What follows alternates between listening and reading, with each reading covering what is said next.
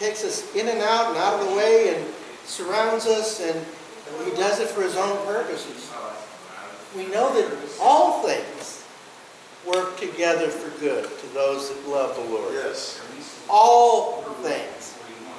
God's word does not say all good things, and I have had people dispute me and argue with me, but if God is all good, then how can he allow evil? Because he is good. He gives us a choice. That we have a free will. We can choose. Abraham had a choice. He had a choice to be obedient to God and take his son and do what God was asking him to do, to the very point of actually going through with it. Or he had the choice of saying, oh, God would never ask me to do that. I'm not going to do that. So it is. Abraham called that place. Listen to this, Vince. What did Abraham call that place? The Lord will provide. Is that Jehovah Jireh? Jehovah Jireh. It's probably Hebrew, yeah. And that is Genesis 22:14. You're giving me some more material for my sermon. keep going. Genesis 22:14. Abraham called that place, the Lord will provide. And to this day it is said, on the mountain of the Lord it will be provided. I will surely bless you and make your descendants as numerous as the stars in the sky and as the sand on the seashore. Your descendants will take possession of the cities and of their enemies. And through your offspring all nations on earth will be blessed because you have obeyed me. What did God have in mind? To test Abraham and to say, because you have been obedient to me, you will not be able to number your descendants. The Jews throughout the generations are all descended from Abraham. Your people will take possession of the land. They will overcome their enemies. Have you ever noticed in history how every nation that has come against Israel has been destroyed, and those in ancient history no longer exist? Where are the Assyrians? Where are the Babylonians? Where are the Philistines? Where are the Romans? None of those cultures exist today. Where are the Jews? They're still in their homeland. What I did not know, what I did not understand, is right after the declaration of Israel in its own homeland, armies came from all over the place. The Egyptians came, the Jordanians came, the Syrians came. They were being invaded from all sides. Yet because God had promised them their own homeland, they were able to beat nations that had far superior militaries. It was just a bunch of ragtag people that just tried to arm themselves. Quite a different picture from the military in Israel today. The Israeli armed forces are not a force to mess with. They may not be big, but they are deadly. And they have a lot of help from the United States. They spent billions of dollars on arms to the United States. They're not a nation to be messed with.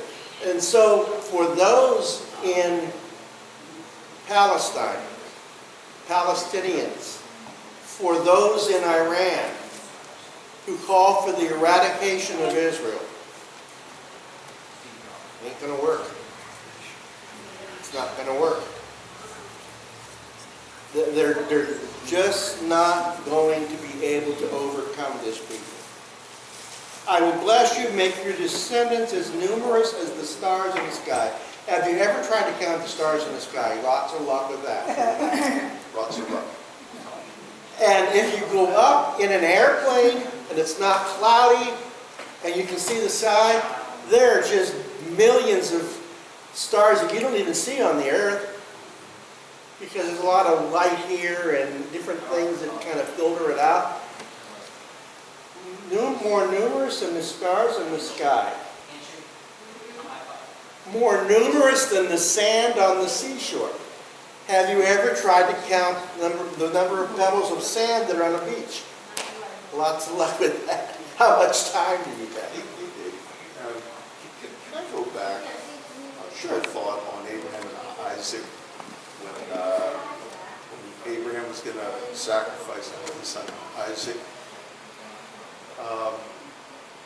There's a few really interesting points about that story. There's an interesting connection between Isaac and Jesus. God told Abraham to sacrifice his son Isaac on Mount Moriah. Well, that's Jerusalem today. That's the place where Jesus was crucified, on Mount Moriah. Secondly, Is that a coincidence? That the sacrifice of Isaac was on the exact same place where Jesus was sacrificed? Was that a coincidence? No. There are no coincidences with God. Okay, Vince, go ahead. it was a 3-day journey. Now we know that, it wasn't a literal 24-hour day that Jesus lay dead in the tomb. But, in Abraham's mind, as he made that journey, it was a 3-day journey. I'm sure that every day, even if it was a moment, he thought about his son, sacrificing his son. So there was the 3-day connection. And then Isaac, he carried the wood for his sacrifice. What did Jesus do? He carried the wood. Jesus, he carried the cross. I just think there's some interesting parallels there. And then, Abraham, he even believed that even if he sacrificed his son, that God could raise him. And if you read John and John, there are just so many things that are happening that are not coincidence. Back to the resurrection. People dispute it because the Bible says 3 days. And they go, Friday afternoon to Sunday morning, that's not 3 days.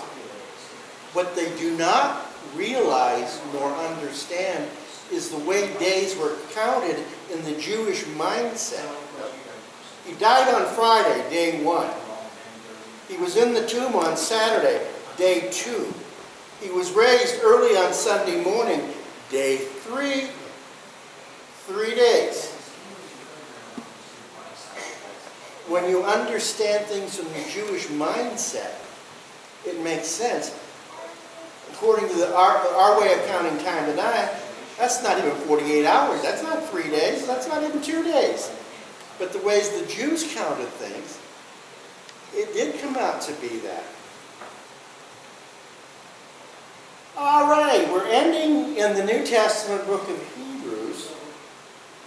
That great 11th chapter of Hebrews. Isn't that a fabulous chapter? Is that where you are today? Well, actually, we're going to be in 1 Peter 5. Oh, okay. We did Hebrews 13. We talked about pastors last Sunday. Okay. I want to build on that today. Okay. Well, Hebrews 11, that's a great chapter of faith.